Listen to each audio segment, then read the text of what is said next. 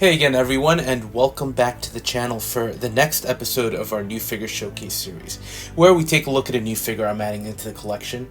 And if you haven't watched these before, most of the time we will be looking at newer releases, but from time to time it will be a slightly older figure that we'll take a look at. I do think this one falls a little in the middle, as it has been out for a while. So for today's episode, we're going to be taking a closer look at the Thor Deluxe figure by Hot Toys from Thor Love and Thunder. So what can I say? You can call me a Marvel apologist, and I agree, it was not the best Thor movie. But I don't think it was as horrible as it was made out to be. Again, just my opinion. Maybe you could say I'm easily entertained, but I had a good time with it. Though I do admit that some of the choices weren't the best, and they did waste some great plot lines. But look, when it comes to figures, having picked up the other releases in the line so far, Hot Toys killed it with these. And I wanted to get this figure in large part because the promo shots showed him with that crazy helmet. Again, I know that's not everyone's cup of tea, but I do like the unique look. I also did use some points on this one, so I didn't pay full price. So I'm warning you, that's probably going to make it rate a little higher. I do think the price you pay does kind of influence your thoughts on a piece a little bit. But let's take a look at what we're getting here. And it shouldn't come as a surprise that you're getting a ton of accessories. After all, like I mentioned at the start, this is the deluxe release. And you're getting the components for a completely different look. Even getting the added arms. And what really appealed here to me was that helmeted sculpt. Again, like I said, it's wacky, but it's also different from everything we've gotten before.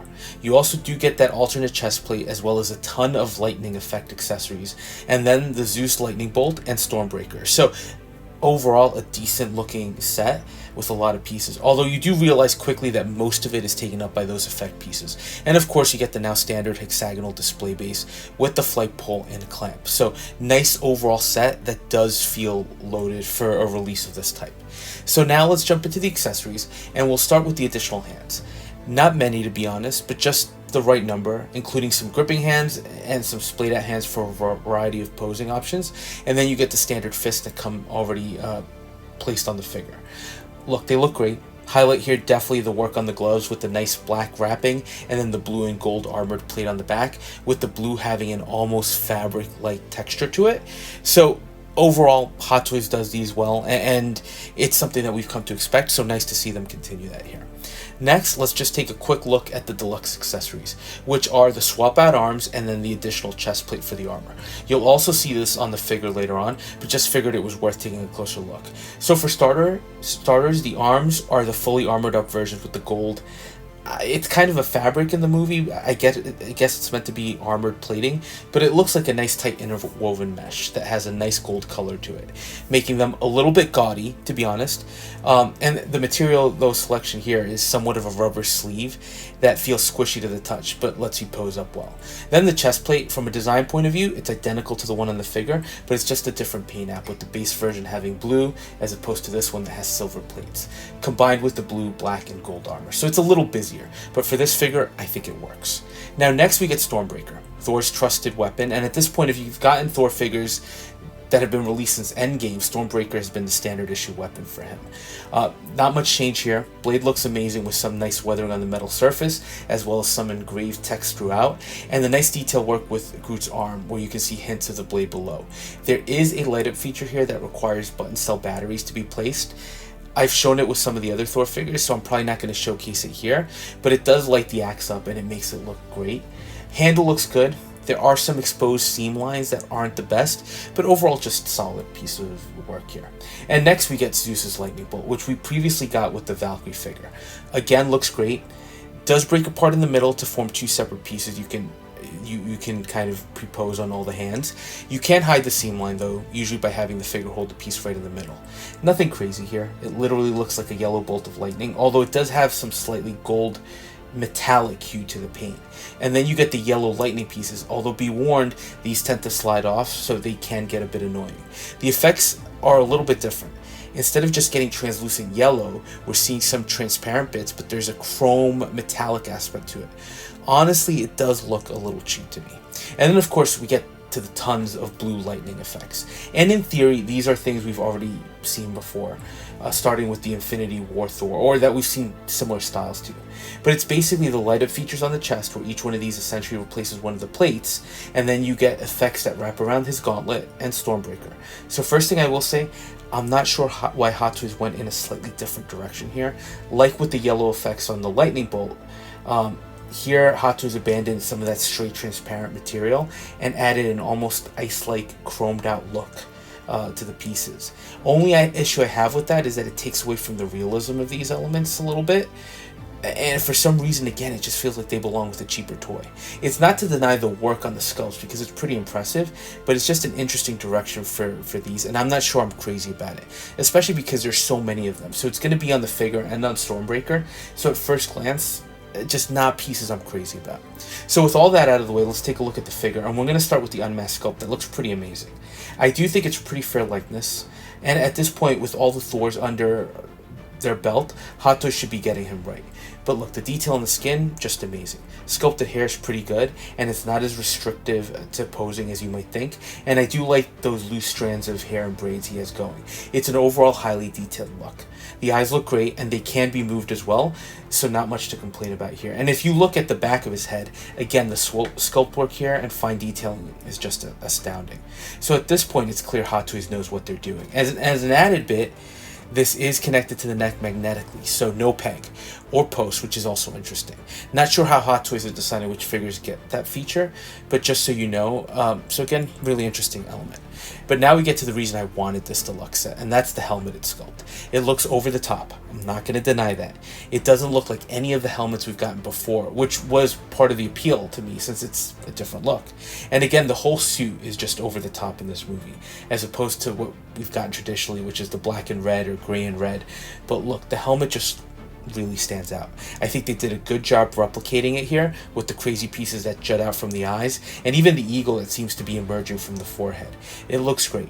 Now there is a light up feature here as well, and you can see the white eyes, but to activate it you have to install button cell batteries, and I'm not crazy about that.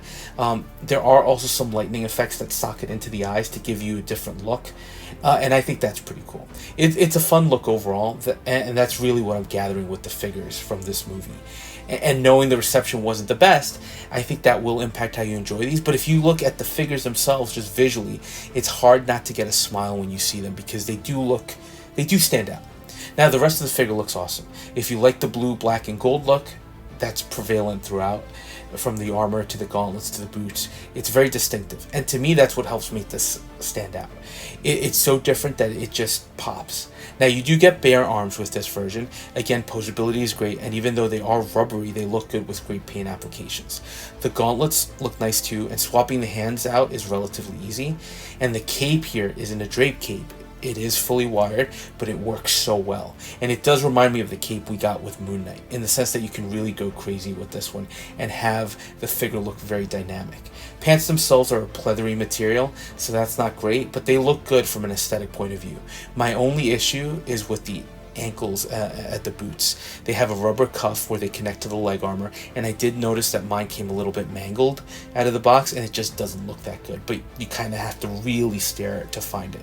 Now the figure does also have a light up feature, which we'll look at shortly, that is a USB powered element, so that's pretty cool. But overall thoughts, it's a great looking release from Hot Toys, and I cannot believe Hot Toys went as deep as they did with this line, given how mixed the reception was. By comparison, Wakanda Forever had a much better reception, and I expected to get a few releases out of Hot Toys from that one, but we just got Shuri, so who knows what goes on at Hot Toys HQ. But look, we're getting an amazing looking figure here in either form, which is even more surprising to me, especially the unmasked bare arm look. It's still unique due to the color of the armor, but the fully armored look with the gold arms, there's just something that really looks great there. And as crazy as he looks with the helmet, it's just, I keep staring at it. I will say I noticed that the helmeted version is a little harder to get to sit nicely on the neck, and because of the armored bits around the mouth, it's harder to get that posed up, so just keep that in mind.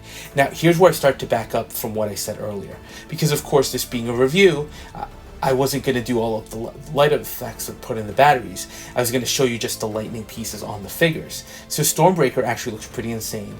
And then Thor looks just busy with all of the elements. And throw in Zeus's lightning bolt, it's a lot. And yet somehow it works. I don't know if it's the combination of the blue, black, silver, and gold and the metallic look, but the effect pieces actually work, and that brings us to the light up feature, which is USB powered. And when you turn that on, the figure just shines. It just looks amazing. And I think this is how I'm going to keep him in the display, because he just pops. But now I do get into my one nitpick. With how great the USB feature works here, you really are telling me you couldn't do something to give us a USB powered Stormbreaker, or even something at the neck that would allow the eyes on the head to light up. It seems like such a missed opportunity, that we're reverting back to button cell batteries for those particular elements, especially when the USB at the torso works so well. So it would have been awesome to get that Thor fully lit up.